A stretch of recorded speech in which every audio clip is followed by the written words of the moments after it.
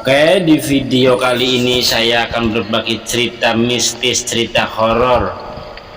Sebelum kita lanjut ke ceritanya, kita pembahasan air terlebih dahulu, bahwasanya air itu sebagai pembatas antara satu wilayah ke wilayah yang lain, satu negara ke negara yang lain.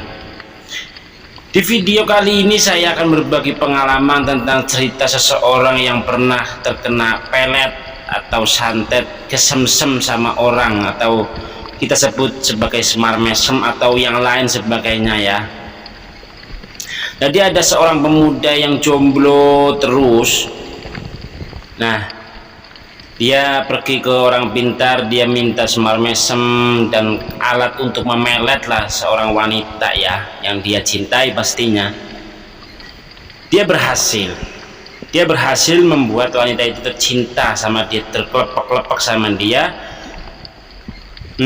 sampai ya pokoknya nggak mau kalau nggak sama dia.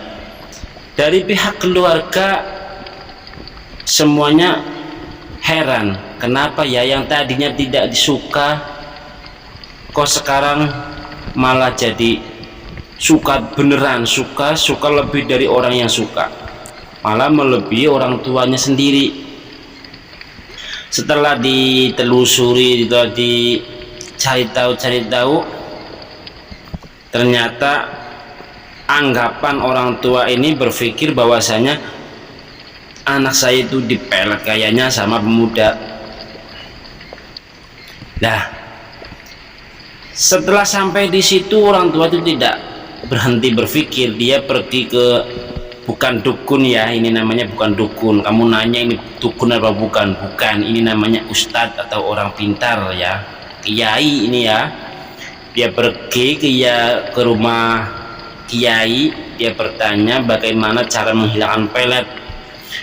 Dia bercerita dari awal tentang anaknya yang tidak mencintai seseorang, kok tiba-tiba sekarang cintanya itu melebihi apapun. Bahkan dia hanya mau nikah dengan dia, tidak mau dengan yang lain. Ustadz itu simple, nggak pakai ribet, nggak pakai jawaban panjang. Ajak anakmu pergi jalan-jalan. Nah, orang tua ini bingung. Saya mau solusi, saya mau minta di ruqyah atau bagaimana anak saya, atau dihilangkan peletnya biar nggak suka sama dia, saya juga kurang cocok sama dia. Ya udah, itu solusinya, kamu jalan-jalan aja, tapi kamu syaratnya harus keluar kota gitu. Keluar kota, bahkan keluar daerah kamu sendiri, kalau bisa keluar Jawa gitu loh, harus melewati segara itu, kata Pak Ustadz, Pak Kiai, kamu harus melewati lautan, jangan sampai tidak melewati lautan. Itu saya disuruh ritual atau saya disuruh liburan Pak Ustadz? Udah ikutin aja, nggak usah rewel itu, sama kata Kiai, insya Allah. Nah, ternyata setelah diajak ke lautan, belum sampai daratan, tiba-tiba kelakuan anaknya itu sudah berubah, sudah normal seperti biasanya, tidak ingat sama cowoknya yang sekarang yang melet. Lah, setelah diajak pulang, beneran dia udah nggak cinta lagi sama pemuda tersebut. Dan bapaknya itu ke rumah Pak Kiai, berterima kasih lah ya, sambil bawa-bawa gula, teh, ya rokok, ya duit, macem-macem lah. Dia berterima kasih banget karena usulan dari Pak Ustadz suruh saya pergi jalan-jalan, akhirnya anak saya sembuh dari pelet. Nah, sama Pak Ustadz diceritain lah, dijelasin bahwasanya, kamu tahu nggak apa itu solusi saya kok kamu suruh jalan-jalan? Belum tahu Pak Ustadz, karena saya tadinya mau, kira-kira saya ya mau dikasih obat atau bacaan mantra atau wirid atau bagaimana biar hilang, malah disuruh jalan-jalan. Saya sebenarnya belum percaya, tapi setelah saya melakukan sudah saya percaya. Nah, itu yang namanya lautan itu sebagai pembatas antara manusia dan alam gaib dan negara daerah, itu pemisahnya itu pasti air.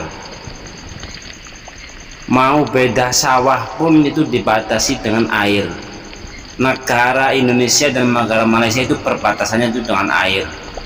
Dan dimanapun, Jawa belum sampai Malaysia, Jawa dan Sumatera saja itu pakai air perbatasannya. Jadi otomatis makhluk gaib atau jin atau setan itu juga pembatasnya juga air. Gak mungkin dia melewati air, karena daerah kekuasaan makhluk gaib itu sendiri-sendiri. Di daerah Jawa juga ada makhluk gaibnya sendiri, di daerah Sumatera juga sendiri, di luar negeri juga sendiri.